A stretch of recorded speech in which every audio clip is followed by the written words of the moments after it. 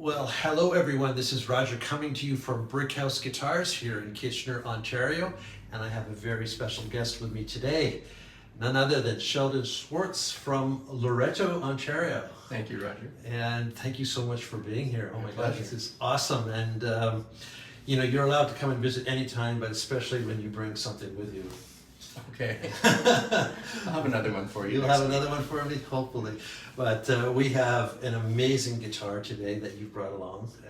It is a 15-inch Oracle. That's right. And we'll get into that a bit more, but I thought we would just catch up a little bit before we dive into this amazing instrument. Okay. And so I was curious, I'm not sure if I've asked you this before, like how many years have you been building? I started in 1992, so would that be 33 years? 33 years. Yeah. Wow. And this is guitar 183, so you're getting close to 200 guitars. Yeah, it might be pushing 200 at the shop right now. Wow. Yeah. Amazing. And you were saying that you kind of have an interesting story about the very first version of this Oracle. Right. Well, okay. Now you got me. I got to hear it. Well, the very first one I made was, okay, I'll go back even further. The first Oracle I made with the 3 holes was in 2005. Okay. And then I made the first one with 2 holes in 2008. And just recently, that guitar has wound up in Arkansas, and it was played in concert by Eric Lagauche at the Joint in Little Rock, Arkansas. Wow. There you go. Just a few months ago. That's pretty sweet. Yeah. So here is the guitar, and wow, in all its splendor, just it's absolutely stunning. And I've just had a chance quickly before we went to lunch to play a few minutes on it, and I've said this before, but certain guitars get you at hello, and this is one of those guitars. But I really look forward to spending time and getting to know this instrument. And that being said, I think what I'd like to do now is I was able to take some quick photographs, and I'd like to go over these photographs with you and have you help me describe the build. Okay, I'll do the best I can. Oh, I'm sure you're going to do great. So if you say something wrong, then it's your own fault, not me. Usually I'm the one that, I get called out like, no, it's not walnut, it's rosewood. Oh, my bad. So this time it'll be me. there you go. So, again, what we have here is an Oracle 15. Right, so the lower bout is 15 inches wide. Okay, and of course here we have an Italian spruce.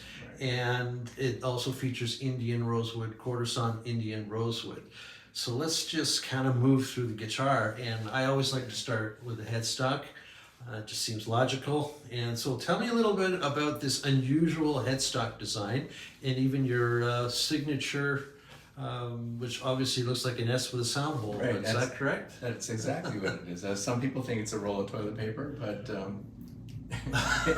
yes, that's the logo. Yes. We had another joke going, but we won't go there. I won't go there. So I wanted to, at the time, I wanted to bring the strings closer to the middle, have them going in a straighter line over the nut. So that's why it's thinner at the top. And the end of the headstock sort of mirrors the end of the fingerboard, if you see the shape. So I'm trying to have design elements that complement each other. Right. Yeah, it is pretty. I have to admit, the first time I saw it, I was like, wow, that's a little funky. Definitely different. A lot of people think that. Yeah. And is that an ebony onlay there, or? That is it. Well, okay, that is black, but that onlay is the torrefied Purple Heart. Okay. Sweet. Yeah. Excellent. And your string spacing, I'm assuming is bone? It's tusk. Oh, it is tusk. There you go. Tusk. See, that's why I have you here. Right. To correct you. That's right. So that's tusk. It's 1 3/4 string spacing there, and I like the sound of tusk. So I put them on all my guitars. It is very consistent. That's for consistent, sure. yeah, Yes. compared to bone, very Bone consistent. can be, it can mess you up a bit once. And then Yeah. here's another view of the headstock, and in particular, I took this shot to show the truss rod cover. Yeah. And that's kind of different. I've never had to actually adjust one of your guitars. So how does that come on and off? Okay, it's a press fit. Okay. So all you'd have to do is put something into that hole and jimmy it back and forth, and then you can get your fingernails under the front and back and pull it just off. pull it out. Yeah. Okay. Excellent. So we'll move up the fingerboard, and of course this, I'm guessing, is ebony? That is ebony, yeah. That is ebony with curly maple purfling. Okay. And we have the Evo Gold fret wire. Right. And rounded fret ends. Okay, and then we can see here the 12 fret markers there. Is that brass? Or? Right, 2 brass rings with ebony inside. Okay, wonderful.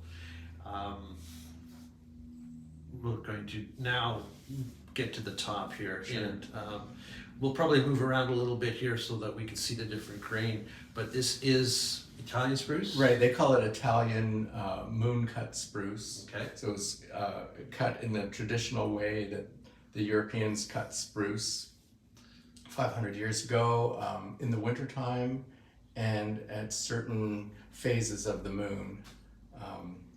But I don't know which phase, but but the good phase. the good phase. And so they would cut the trees down at a certain time of the year in the wintertime at a certain phase of the moon. Right. And they'd leave them on the hill face down, or with the tops of the trees pointing downhill. That would help, I guess, the sap flow through or get the sap out. I think that's the way. Right. With the tops pointing down. And then In the springtime they'd in come. the springtime they would come and cut them into violin tops Right. back in the day. Wow.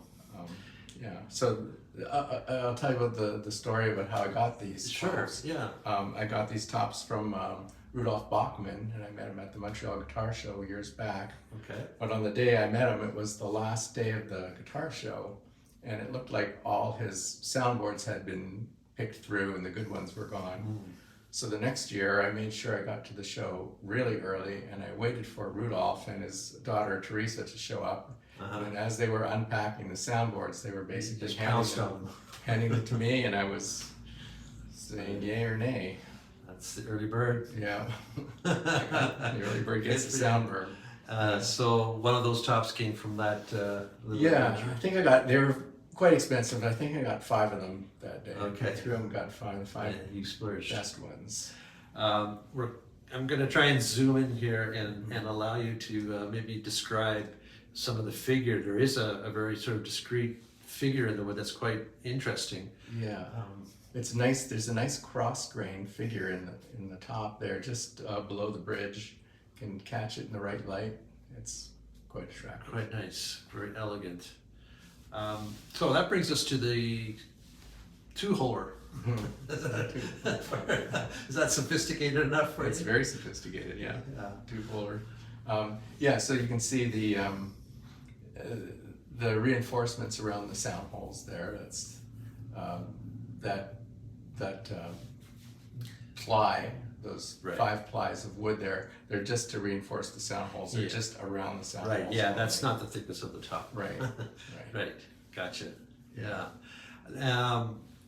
In regards to placement of these holes and size, did that take a lot of kind of science or just intuition, or how did you come up about going, this is what it's going to be, or was it just a design? Well, good question.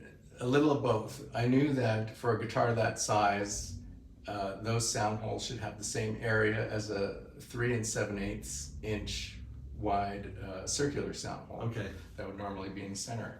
So the other problem was what shape to make those sound holes. And I came up with the ellipses and just worked it out so they equaled the area of a 1 3 7/8 sound hole. Okay. That's some science. Yeah, there you go. Yeah. You get a glimpse there of the binding as well, Yeah. and purfling. I'm assuming it's rosewood. The binding is black walnut, Okay. and there's black purflings with cherry. Okay. in the middle. All right, so that black walnut we're going to see in a minute elsewhere on the guitar. That makes sense. Here's a couple of shots of the bridge, and tell us quickly about your concept and understanding of bridge design. Okay, well, on this guitar, because of the bracing, the bridge has to be a backloading type of bridge without bridge pins, so a Right. pinless bridge. Yeah. And it's a little thicker on the bass side, or wider on the bass side, narrow on the treble side. And that is the theory is that helps the bass vibration get going, and on the treble side helps the shorter treble vibration happen in the soundboard. It's really a nod to Steve Klein. Okay. He had a similar one on his Keyso. Right, I remember guitars. those. Yeah. Back in the day, yeah. Yeah. And a 3/16 inch wide Tusk saddle that's fully intonated. Okay. Yeah, well, I can attest to that. The intonation on your guitars are it's like as good as it gets. Thanks. Yeah. You know, the players demand that. Yeah, oh, yeah. I mean, so there's another view of that bridge. And again, you can kind of see this beautiful sort of silky grain within the cross grain there. So, and then one I wanted to point out the bevel / cutaway. So it's a combination of both. Right. Double your comfort. Right. So in the cutaway, there's a bevel to help you reach right up to the 24th fret. It's you know, I guess part of it is aesthetics. It looks cool, but it's done in such a way to take up minimal airspace in the body. Yeah, and it can't be a simple feat to accomplish either. It's the most difficult thing to do on the guitar. Wow. To cut the binding channel, get the binding around that cutaway is almost impossible. And you don't get two chances either. You know, I've never had to take two chances. you know, Wow. some of you know that I'm a painter and visual artist, and we have the luxury of doing happy accidents. You know, like, oh, look at that accident. Oh, no, it was a happy accident. You don't get to do happy accidents. There's no happy accidents. No, you can't go, no, but it's artistic. No, you screwed up. So, Right. no forgiveness in this world of handmade guitars. It's got to be clean. It's got to be perfect, yeah. So we've flipped the guitar around, and here we have the back of the headstock, and now I know we're talking about walnut burl, That's right. Yeah. and of course sandwiched probably with some stained veneer of some sort. That's right. It's a black veneer. Yeah. I think if you counted all the pieces on the headstock, including the binding and the purfling, I think there's something like 13 or 14 pieces Wow. on the headstock alone. Yeah. And of course we can see the Goto 510 tuners, 21:1 ratio. Okay. It's Those are 18-1. Oh, 18:1. Yeah. Oh, see? Yeah. Good for you. Thank you for being here. Someone's gonna turn them and count how many times the. Well, literally, Center post you goes know, around. I've had no time with this guitar. You know, so would've that's known. my defense. You would have known right away they're 18-1. That's right. And it came tuned too. Oh, Yeah. I must have. Yeah. I must have tuned it up yesterday.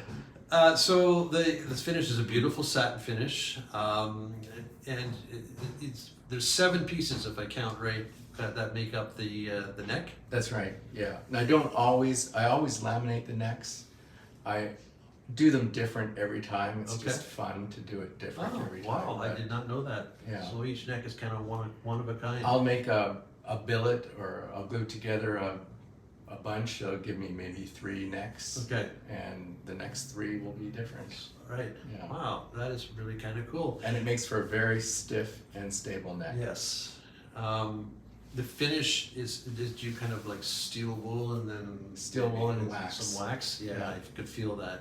Yeah, and that brings us to the heel, and it's a lovely heel design. I love this sort of asymmetrical shape. It's just probably the most comfortable heel you can have, in my opinion. Thanks. It's a minimalist, asymmetrical shape. Yeah, and I can see some more of the walnut burl there. That's right. Yeah, and the binding that continues on, cutaway, and of course, this will bring us to the back of the guitar, and we have a full view there of the Indian rosewood, and it is a very tight grain from what I can see, and beautifully quarter sawn and beautifully matched. And tell us a little bit about the provenance of that piece of wood. Yeah, so the Indian rosewood came from my friend Dave Freeman in Tegasky, Saskatchewan, where I took my guitar building course in 1992. Okay. I was back there in 2016 to help him teach the last 10 days of a course. And after that, I went through his wood, and he's got, I don't know, like 700, 800, 1,000 sets of wood, East Indian rosewood. I'm not kidding. It fills up a room. It's unbelievable. And they were from a guy who was going to start a guitar factory in Canada, Okay. but never did. He bought the wood and passed away. And Wow. Dave Freeman somehow, I think, got it in an estate sale. Right. And I just went in that room and went through the sets and went found crazy. Yeah, I found 20 after maybe 2 or 3 hours. I found Wow. 20 that I really liked. Okay.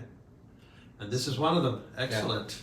I was actually there another time, a few years later, and I did the same thing. So I have about 40 sets of this old Rosewood. East Indian rosewood from the 90s and 80s. Okay. Wow. Yeah. Excellent. So here's a view of the lower portion of the instrument, and normally we're used to seeing a strap button and a wedge of some sort, and here we have what you tell An me escape hatch. an escape hatch. Yeah, access panel. And of course makes sense because of the sound holes where you can't get your hand in there to Right. work. Right. So that will allow you to get in and do whatever you need to do in there. Right. Makes it very easy. Yeah. And then the other thing is I've reinforced the side 4 inches from the center onto the treble side. So you could put a strap jack there or a Right. output jack, 2 output jacks, whatever you need. Right. Gotcha. So there's just a couple more bonus shots. I just again want to commend you on, the sheer quality of your craftsmanship. I've said it so many times, it's cliche here, but understated elegance, and I'm just totally into that. To me, it's all about the essence of an instrument. Is it's minimalist. It's got to be about its tone and its voice and what it's going to be in the hands of a player. And yes, it has to be beautiful, but it's the beauty. In some ways, you don't want it to take precedent over what it is as a musical instrument. And I think you've really achieved this combination of beauty with your incredible ability to produce these world-class instruments. Thanks. So yeah, really congratulations. And I can't wait to have this guitar in my hands for a bit. And that's now my job. I'm going to get to know this guitar. Okay. And then I'm going to, of course, come back and continue this segment with a full musical presentation on the instrument. And I'm sure it's going to be amazing. I can't wait to hear what you do. Thank you. It'll Thank be you fun. so much for coming. This My is pleasure. awesome. We got to do this more often with more guitars. We should. So go home and get cracking. All right, to be All continued. right, I gotta go. Well, hey, I'm back. It's been actually 2 weeks since I sat down with Sheldon here and we did that first segment. And since that time, I've had a few moments, not enough maybe, but I wish I could just spend all day with this guitar. It's amazing. In fact, it's the kind of guitar that you just sit down for a while and you go like, man, I wish I could just retire and play music all day and all those other fun, beautiful things in life. You can just get lost in this instrument. It is just so beautiful. And one of the things I'd like to point out as well, when I was just tuning it up today with my tuner, is how stable the notes are. When you tune a guitar, a lot of times you're trying to hit that note and you're looking at the green and the red and it's kind of wavering and you go, wow, that's probably it. With this guitar, it's just kind of like, what? Like it'll go like this and then it'll hit the note and it's like, that's the note. It's not wavering. So you end up with this purity. There's no waving. Listen to that.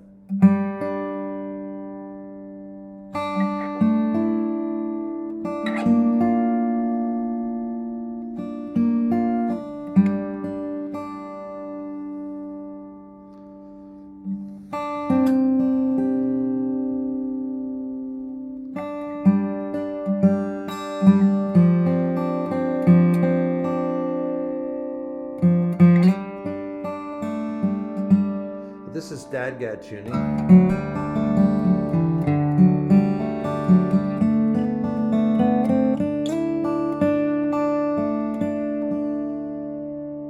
mean, intonation is just like unbelievable. So I've been noodling around for a while and a lot in dadgad on this guitar.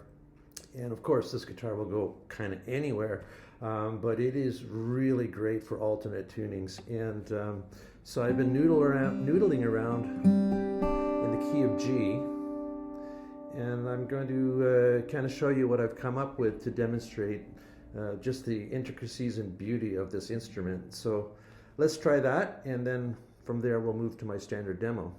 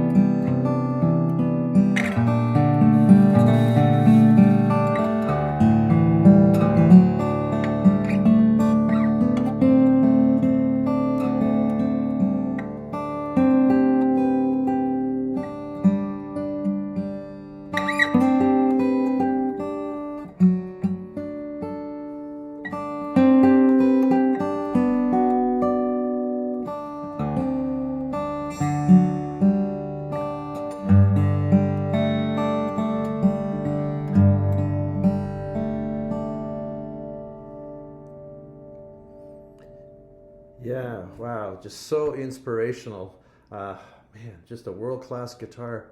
Yeah, I'll tune it up now to standard tuning, and then I'll do my standard demo for you. But I thank you so much for watching, and also big shout out and thanks to Sheldon for joining me with the intro to this video.